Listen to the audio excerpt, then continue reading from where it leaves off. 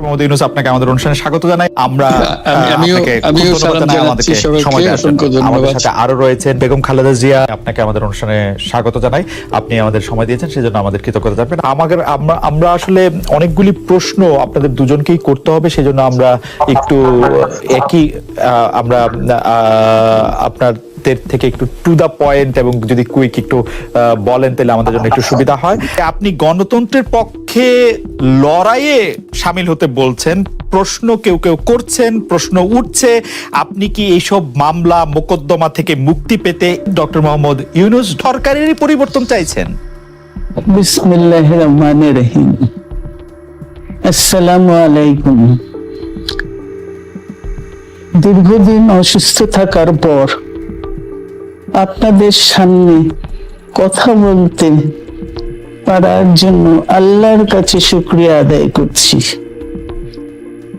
আমার কারাবন্দী অবস্থায় আপনারা আমার কারামুক্তি ও রোগ মুক্তির জন্য সংগ্রাম করেছেন, দোয়া করেছেন, সেজন্য আমি আপনাদের সকলকে ধন্যবাদ জানাচ্ছি। দীর্ঘ আন্দোলন সংগ্রাম ও ত্যাগের মধ্য দিয়ে আমরা ফ্যাসিবাদী অবৈধ সরকারের কাছ থেকে মুক্তি পেয়েছি। আমি আন্তরিক ধন্যবাদ জানাতে চাই আমাদের বীর সন্তানদের, যারা মরণপণ সংগ্রাম করে এই অসম্ভবকে সম্ভব করেছে। শত শত শহীদদের জানাই শ্রদ্ধা। এ বিজয় আমাদের নতুন সম্ভাবনা নিয়ে এসেছে। দীর্ঘদিনের নজিরবিহীন দুর্নীতি, গণতন্ত্রের ধ্বংসের স্তূপের মধ্য থেকে আমাদের নির্মাণ করতে হবে এক সমৃদ্ধ বাংলাদেশ। ছাত্র তরুণরাই আমাদের ভবিষ্যৎ। তরুণরা এই যে স্বপ্ন নিয়ে বুকের রক্ত ঢেলে দিয়েছে, সেই স্বপ্ন বাস্তবায়নে করতে মেধা, যোগ্যতা, জ্ঞান ভিত্তিক গণতান্ত্রিক বাংলাদেশ গড়ে তুলতে হবে।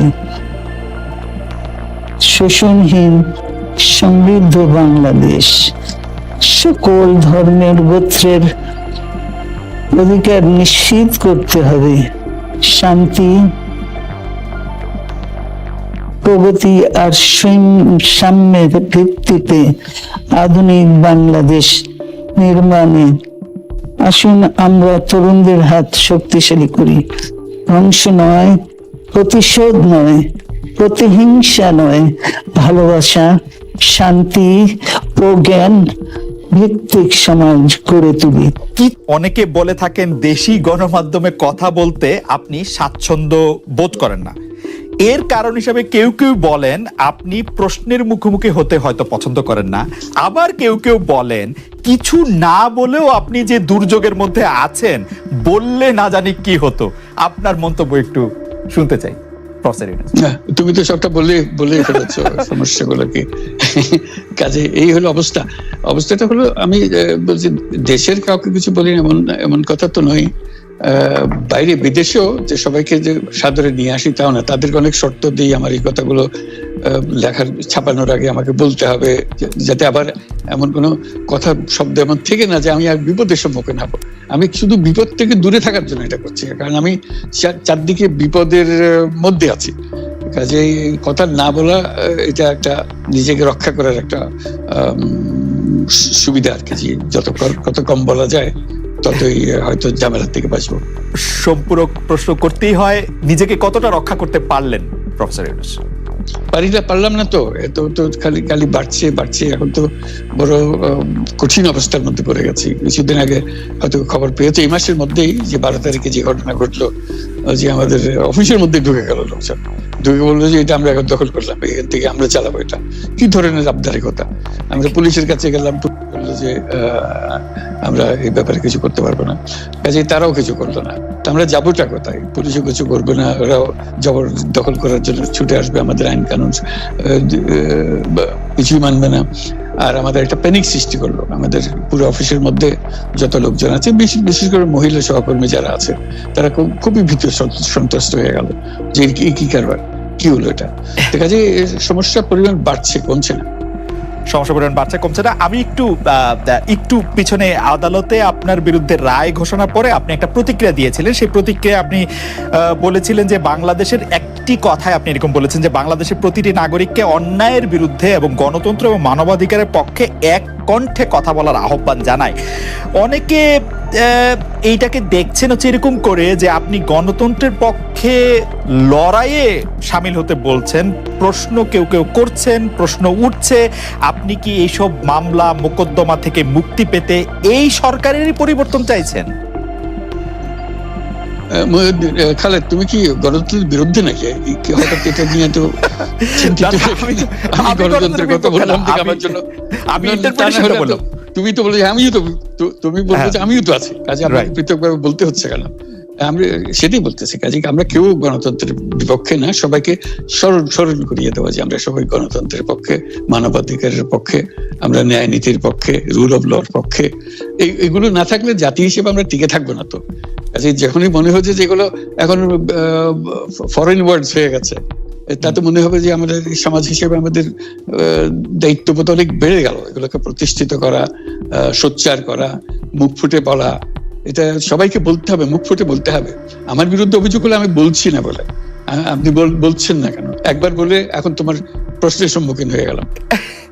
অনেকে বলছে না, আপনি তো শতবার শতমুখে গণতন্ত্রের কথাই বলবেন, আমাদের সবারই বলা উচিত।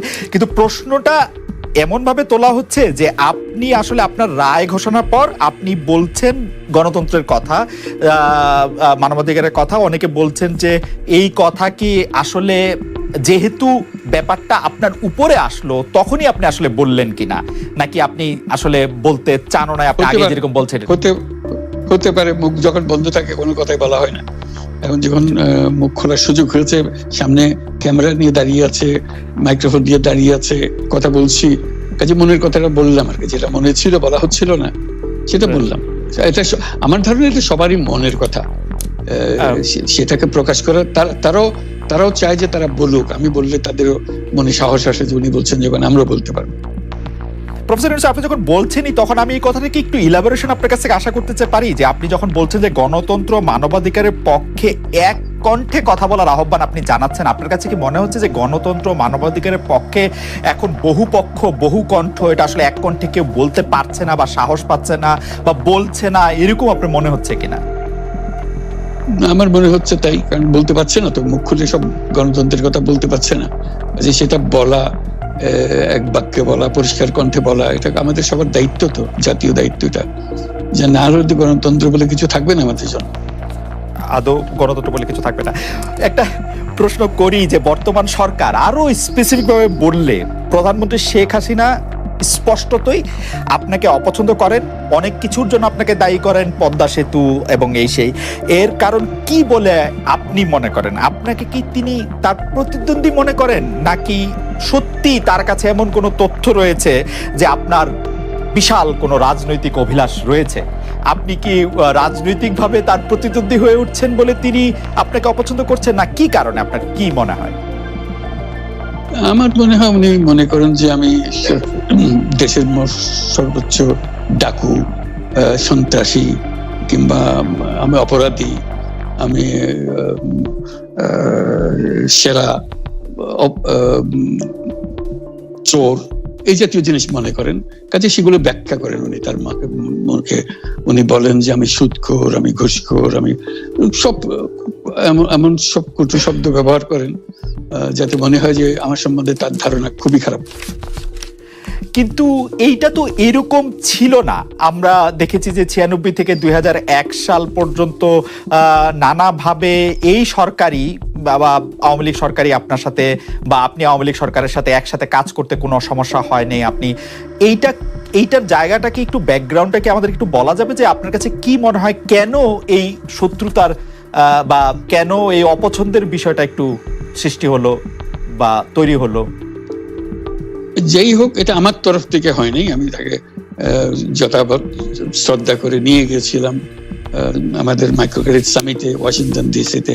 আমাদের প্রধান অতিথি করে নিয়ে গেছি, সবাই সম্মান করেছে।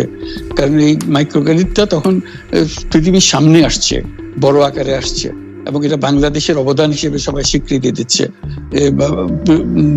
ওয়াশিংটনে দুনিয়ার সেরা যারা সবাই উপস্থিত ছিলেন, তার মধ্যে আমরা ওনাকে নিয়ে গেছিলাম এই জন্য যে বাংলাদেশের পক্ষ থেকে এই গৌরবটা যেন তিনি আমাদের পক্ষ হয়ে গ্রহণ করেন। উনিও রাজি হয়েছেন, উনিও গেছেন, করেছেন। কাজে এটা স্বাভাবিকভাবে এই সম্পর্ক থেকে যাওয়ার কথা ছিল, কিন্তু কি কারণে এটা ঘাটতি হতে আরম্ভ করলো বুঝতে পারলাম না।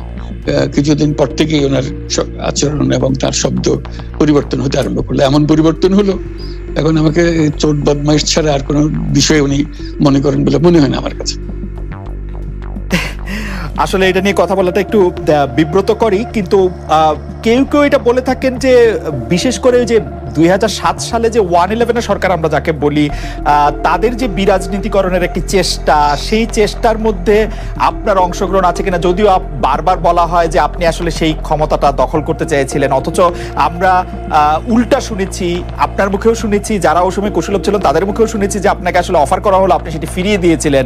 কিন্তু কেউ কেউ আবার বলে থাকেন আপনি একটা লম্বা সময়ের জন্য চেয়েছিলেন। এইটি কি একটা কোনো কারণ হতে পারে? এই ব্যাপারটিকে আমাদের দর্শকদের জন্য মানে বা ইয়েদের জন্য একটু আপনি পরিষ্কার করবেন যে আপনি আসলে রাষ্ট্রের সর্বোচ্চ ক্ষমতায় বা রাজনীতির জায়গায়, দেশ পরিচালনায়, সেগুলিতে আপনি আসলে আসতে চেয়েছিলেন কিনা, চান কিনা, বা ওই জায়গা থেকে? যদি চাইতাম খালেদ, যদি চাইতাম, তখন যখন মিলিটারি আমার বাসায় এসে বসে রইল সারা রাত আমাকে রাজি করানোর জন্য, আমি তো লুফে নিতাম। রাজি করানোর জন্য বসে থাকতে হবে কেন? আমি যদি ক্ষমতায় চাইতাম বলে আর চলেন চলেন, কি করতে, কি কোন জামাটা পড়তে হবে দেখিয়ে দেন, এখনই যাচ্ছি। আমি তো সেটা করিনি। তাদের সঙ্গে তর্ক করেছি, সারা রাত ধরে তর্ক করেছি যে না ভাই, আমাকে দিয়েন না, আমি এই কাজের উপযুক্ত না, আপনারা অন্য লক্ষ্য যান। তারা আমার উপরে মন ঠিক করে ফেলেছে আমাকে নিতে হবে। আমি বারে বারে বলতেছি তাদেরকে, তারা নিরাশ হয়ে ফিরে গেল, বললো যে সকালবেলা আবার আসবো, সকালবেলায় আসলে তখন আপনি আমাদেরকে বলেন যে রাজি আছেন। আমি বললাম না, সকালবেলা আসলে একই কথা পাবেন। কারণ আমি তো এটা এমন কিছু না যে মনের মধ্যে সন্দেহ রেখে, দ্বন্দ্ব রেখে আপনাদেরকে বলছি, অত্যন্ত পরিষ্কার ভাবে আপনাদের কাছে বলছি। ঠিক আছে, তা না হলে তো আমি সঙ্গে সঙ্গে রাজি হয়ে যেতাম। কে ছাড়ে যাও আপনাকে? দেশের পুরো সরকারের প্রধান হবার জন্য আহ্বান জানাচ্ছে বাংলাদেশে এরকম কয়জন মানুষ আছে বলবো যে না, আমি এই দায়িত্ব গ্রহণ করব না? আমি তো করলাম সেটা। এখন আমার নামে বলা হচ্ছে 10 বছর ছিল। আমি বছর নিয়ে প্রশ্নই উঠে না। প্রশ্ন হচ্ছে আগামীকাল সকালবেলা আপনি শপথ গ্রহণ করবেন, এই কথা। আমি বলছি না, করবো না। তারপরে এরপরে তো কয় বছর, কয় কাণ্ড। আমি 10 বছর দিয়ে কি করবোটা কি? আমি 10 বছর দিয়ে, আমি তো বলছি আমি এই কাজের জন্য নই। দেশে আমার দেশ পরিচালনা করা আমার দায়িত্ব না, আমার কাজ না। আমি জানি না এটা কিভাবে করতে হয়। আমি যেটা জানি সেটা করি।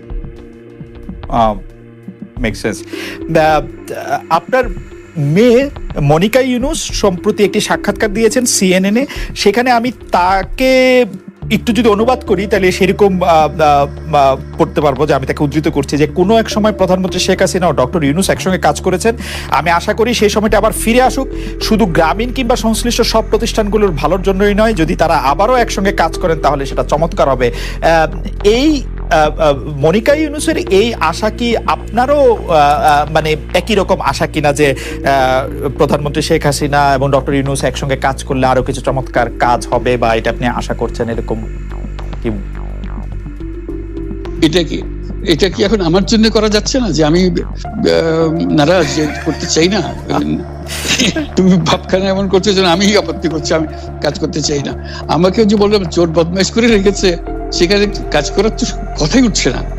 আমার নাম উঠলেই ওনার রাগ উঠে যায়। আমাকে সুদখোর না বললে ওনার মন তৃপ্ত হয় না। আমাকে চুবিয়ে না ডুবালে, পদ্মা নদীতে আমাকে চুবিয়ে না ডুবালে ওনার মনে শান্তি আসে না। ঠিক আছে, এখন আমি কি করে বলবো? ওনাকে বলতে তো হবে, ওনাকে যদি কিছু বলতে হয়। পদ্মা নদীর কথাটা যখন উঠলই, পদ্মা ব্রিজ সম্পর্কে যে কথাটা সরকারের উচ্চ মহল থেকে এটা বলা হয় যে আপনি আপনার ক্ষমতা ব্যবহার করে বা আপনার পরিচিতি ব্যবহার করে বা আপনার যে একটা সাংঘাতিক রকমের গ্রহণযোগ্যতা সারা দুনিয়াতে আছে, যেটি আসলে ওয়ার্ল্ড ব্যাংক সহ অন্য জায়গায় আছে, সেটি দিয়ে আসলে আপনি পদ্মা সেতুটা বাংলাদেশ যাতে ঋণ না পায় সেটির জন্য আপনি চেষ্টা করেছেন। এই ব্যাপারটা নিয়ে কি আপনি একটু কিছু বলবেন, যে এটা আপনার বিরুদ্ধে একটা অভিযোগ? কি বলবো, এটা বলো, এটা হাস্যকর একটা কথা মুখ থেকে বলে ফেললো চোর ডাকাতের মতো, এটাও আরেকটা বলে ফেললো, এটাই সত্য হয়ে গেল।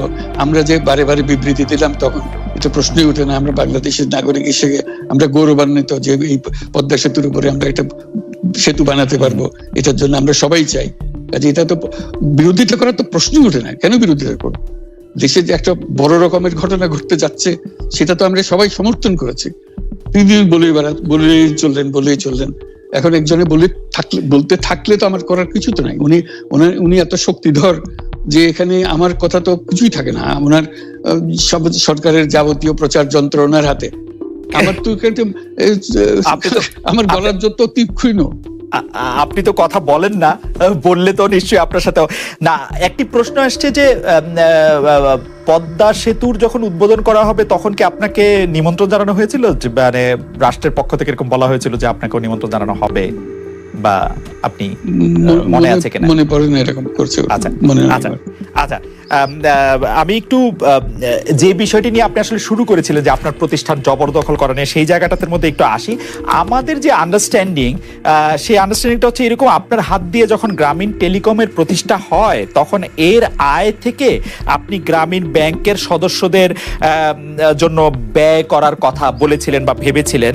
আপনি গ্রামীণ ব্যাংক থেকে চলে আসার সময় বা ওই আগে পরে আমরা দেখেছি যে সে আর্টিকেল অফ অ্যাসোসিয়েশন